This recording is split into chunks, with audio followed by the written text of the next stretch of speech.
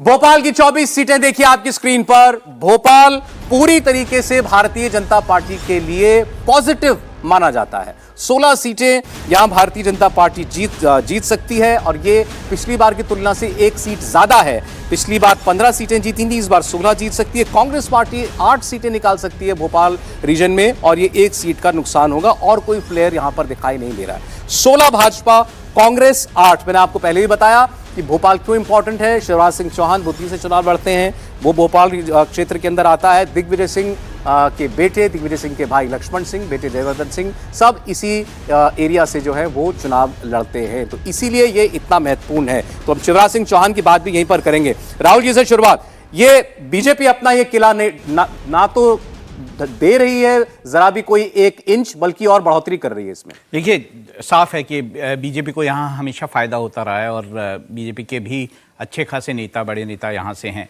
तो इस कारण ये जो ऐसा रीजन है इसमें मैं भोपाल की बात कर रहा हूँ, वहाँ पे फायदा होगा। दूसरी तरफ अगर हम चंबल की बात करें या फिर ग्वालियर की बात करें, वो जो है कांग्रेस का गढ़ माना जाता रहा है। कांग्रेस को पिछली बार फायदा इसलिए हुआ था, वहाँ पर जो है ज्योतिरादित्य सिंधिया के कारण फायदा हुआ था, लेकिन ज्योतिरादित्य सिंधिया अपना पाला बदल चुके हैं, वो बीजेपी में आ चुके हैं। अब उस फैक्टर का क्या फर्क पड़ता है, ये देखने की बात। बट भोपाल अब बीजेपी के लिए कोई दिक्कत ना रही, मुझे नहीं लगता कि वहां पे कोई सर्वे में भी वो चीज जो है वो हमें रिफ्लेक्ट होती हुई दिखाई दे रही है। शिवराज सिंह चौहान की बात करते हैं। देखिए, 2 बड़े फेसेस, शिवराज सिंह चौहान और दिग्विजय सिंह, दोनों यहीं से आते हैं और भोपाल में, और दोनों मुख्यमंत्री, और एक मुख्यमंत्री दूसरे पूर्व मुख्यमंत्री। लेकिन भोपाल शहर भारतीय जनता पार्टी का एक ऐसा किला जो अभी तक पिछले 20 साल में नहीं ढहा। हर्षवर्धन जी। नहीं, एक तो ये कि ये जो आंकड़ा सामने आ रहा है, इसके बाद थोड़ा कैलाश जी को दम ज़्यादा लगाना पड़ेगा। वो थोड़ा मोटरसाइकिल पे और पैदल थोड़ा ज़्यादा घूमे, क्योंकि अब तो एक विधानसभा है। लेकिन मालवा में अगर 25-20 है और यहाँ भारतीय जनता पार्टी 16-8 यानी कांग्रेस से दोगुना हो रही है, तो ये कैलाश जी के लिए सचमुच चिंता की बात है।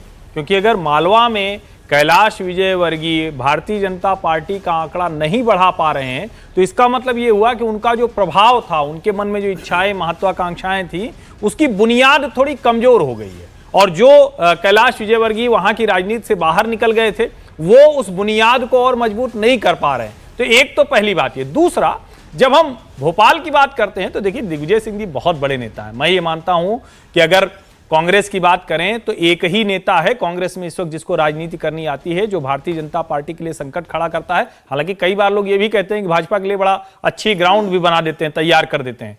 लेकिन अगर आप ध्यान से देखें तो कमलनाथ राजनीति करते हुए नहीं दिखते हैं। कमलनाथ भारतीय जनता पार्टी से लड़ते नहीं दिखते हैं। मुझे जो एक तस्वीर याद है, वो पानी की बौछार हो रही है और इस उम्र में दिग्विजय सिंह पुलिस वालों से भिड़ते हुए बैरिकेड के ऊपर चढ़े जा रहे हैं। तो मुझे लगता है इस सब के बावजूद अगर भारतीय जनता पार्टी इतनी मजबूत है, ठीक है कि वो सांसदी हार गए प्रज्ञा सिंह ठाकुर से, तो इसका सीधा सा मतलब हुआ सेंटिमेंट भारतीय जनता पार्टी के पक्ष में है और शिवराज सिंह चौहान का काम।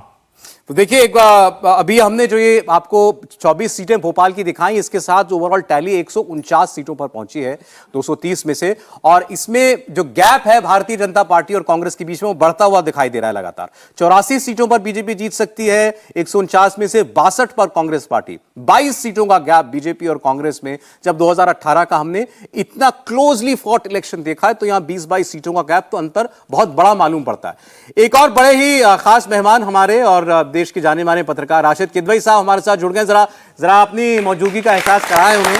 ये राशिद साहब के लिए तालियां हैं। राशिद साहब, मालवा, निमाड़, बघेलखंड और भोपाल, ये रीजन्स कवर कर चुके हैं हम। 149 सीटों का सर्वे, जिसमें 84 पर भाजपा दिखती है जीतती हुई और 62 पर कांग्रेस पार्टी। एंटी इनकम्बेंसी तो दूर दूर तक छोड़िए, यहां तो सीधे दिखाई दे रहा है एज भाजपा का अभी तक।